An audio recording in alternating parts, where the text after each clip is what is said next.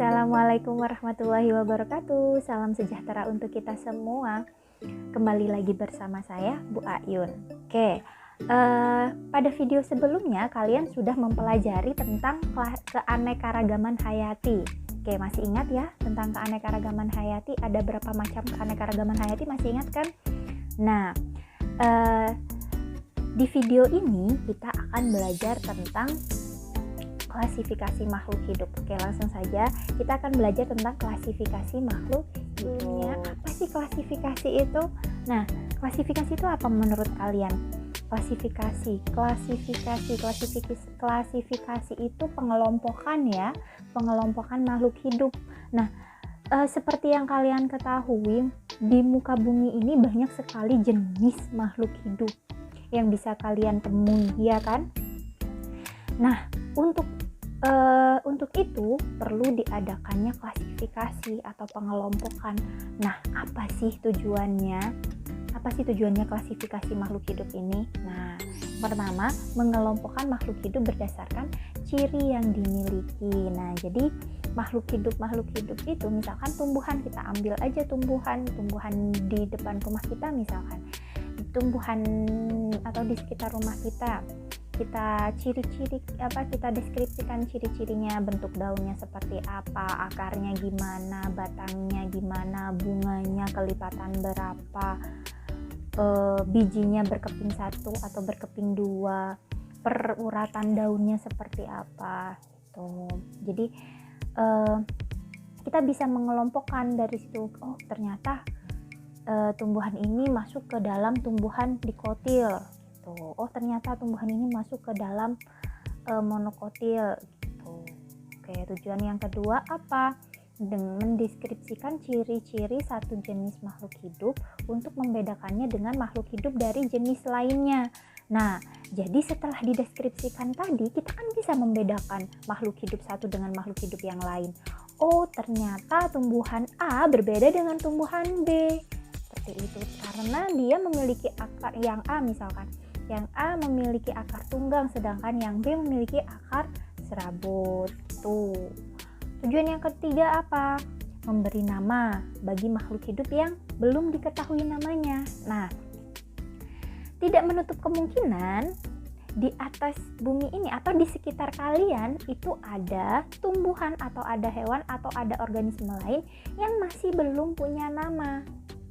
Nah, jadi dengan adanya klasifikasi makhluk hidup ini, kita bisa memberikan nama bagi makhluk hidup yang masih belum punya nama atau yang masih belum diketahui namanya. Caranya gimana? Ya, nanti kita pelajari. Manfaat. Apa aja sih manfaat klasifikasi makhluk hidup? Manfaat yang pertama, dengan mempelajari atau dengan mengklasifikasikan makhluk hidup, itu kita dapat menyederhanakan objek biologi yang beraneka ragam, sehingga lebih mudah untuk dipelajari, dikenali, dikelompokkan, dan dibandingkan. Nah, jadi dengan klasifikasi kita bisa tahu tumbuhan apa yang kita pelajari, masuk ke dalam kelompok apa. Kemudian kita juga bisa tahu di situ dia sifatnya seperti apa, habitatnya di mana gitu. Jadi kita bisa langsung kenal dan bisa dengan mudah mempelajari objek tersebut. Yang kedua, yaitu kita bisa mengetahui hubungan kekerabatan antara organisme yang satu dengan organisme yang lain. Nah, jadi kita bisa tahu, oh ternyata organisme ini atau tumbuhan A dia berkerabat dekat dengan tumbuhan B gitu. Oh, ternyata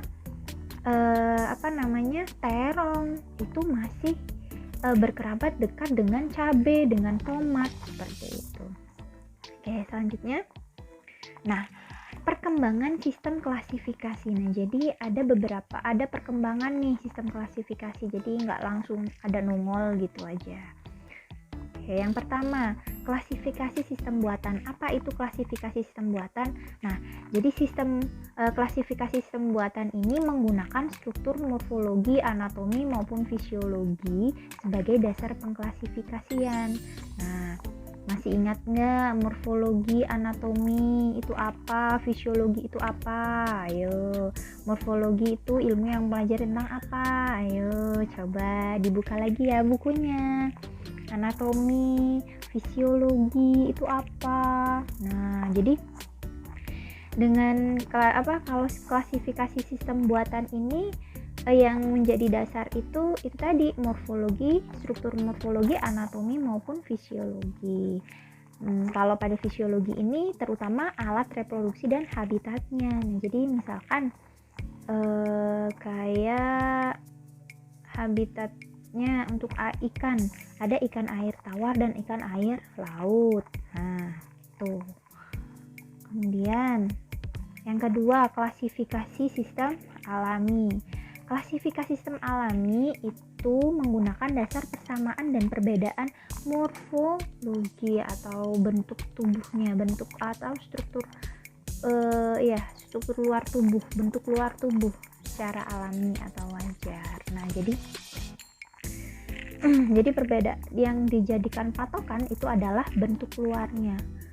Jadi misalkan ini ada tumbuhan dengan daun menjari dan ada tumbuhan dengan daun menyirip seperti itu. Kemudian yang ketiga, klasifikasi sistem filogenetik. Nah, kalau klasifikasi sistem filogenetik ini berdasarkan jauh dekatnya hubungan kekerabatan. Kayak tadi, kayak terong, kemudian cabai, tomat. Nah, itu mereka masih berkerabat gitu. Terong itu masih berkerabat dengan cabai dan tomat daripada dengan timun. Seperti itu. Oke, lanjutkan.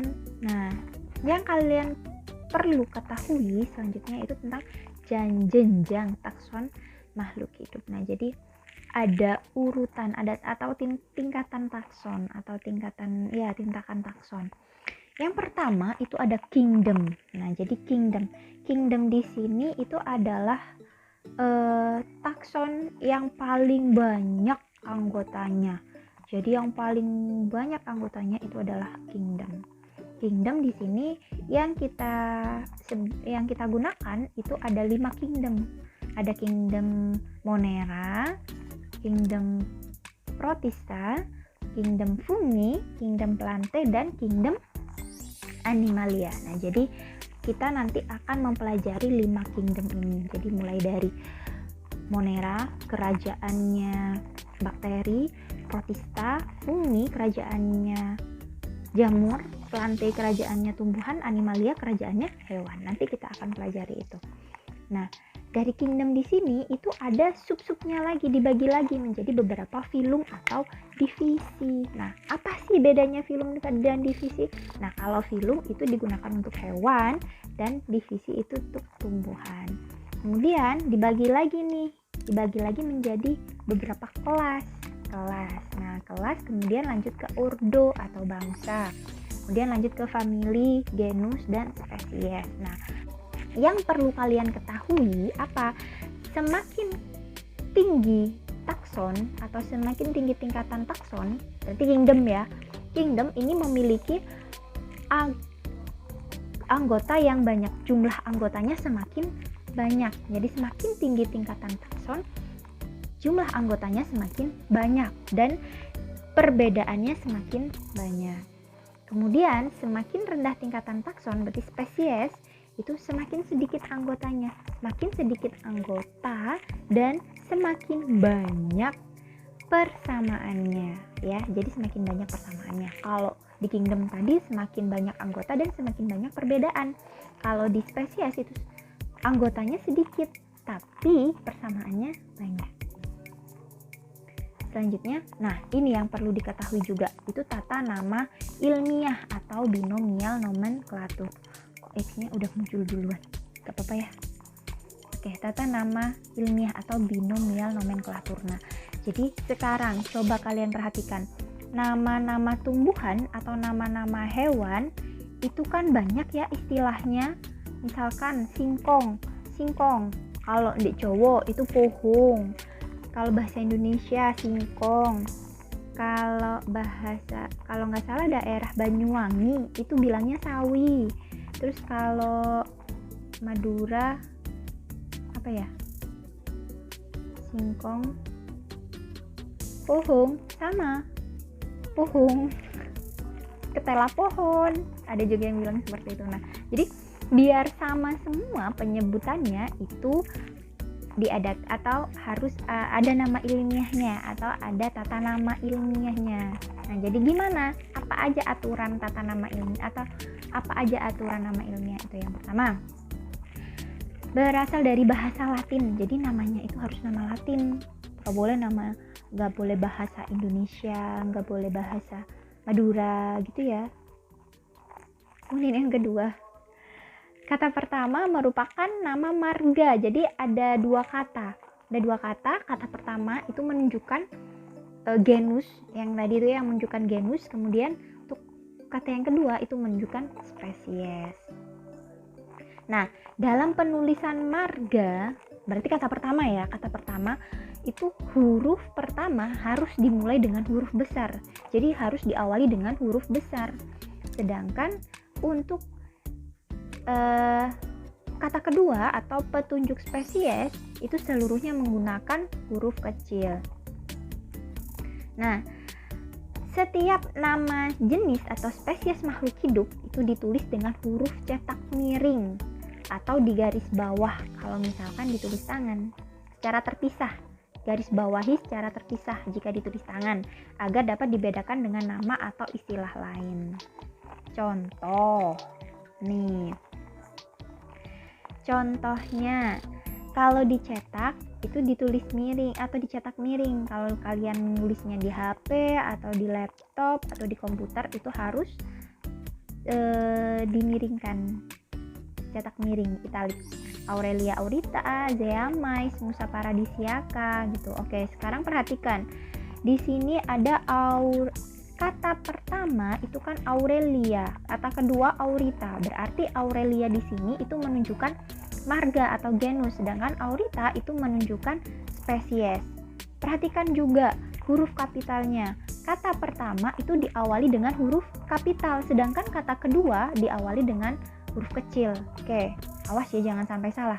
Nah, kalau tulis tangan itu harus di garis bawah, jadi tidak perlu ditulis miring, karena kalau kalian tulis miring kan nggak bisa ya. Bisa tapi rancu nanti jadinya di garis bawah, dan garis bawahnya itu harus terpisah seperti ini, Aurelia garis bawah spasi Aurita garis bawah. Jadi nggak boleh langsung seperti yang di bawah ini Aurelia Aurita, ini garis bawahnya lanjut, maaf nggak kelihatan.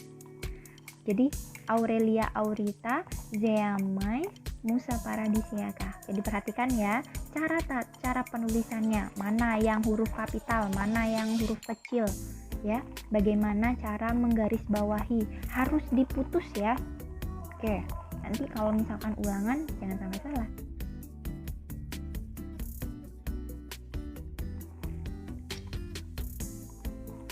Oke, terima kasih kalian sudah memperhatikan videonya.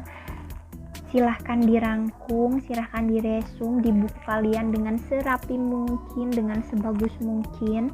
Nanti di pertemuan atau di tatap muka saya periksa, dan jika ada pertanyaan silahkan ditanyakan langsung ke saya. Oke, terima kasih. Wassalamualaikum warahmatullahi wabarakatuh.